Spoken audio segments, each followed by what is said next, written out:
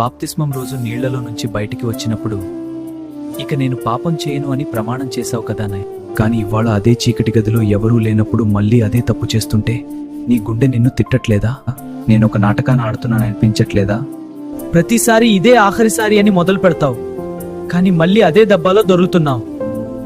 లోకానికి నువ్వు భక్తుడివేమో, కానీ నీ అంతరంగంలో ఉన్న రహస్య పాపం నిన్ను చూసి నవ్వుతోంది. నేను మారాలి, నా బతుకింతేనా, బయటికి అరవలేక లోపలి చచ్చిపోతున్నావు కదా.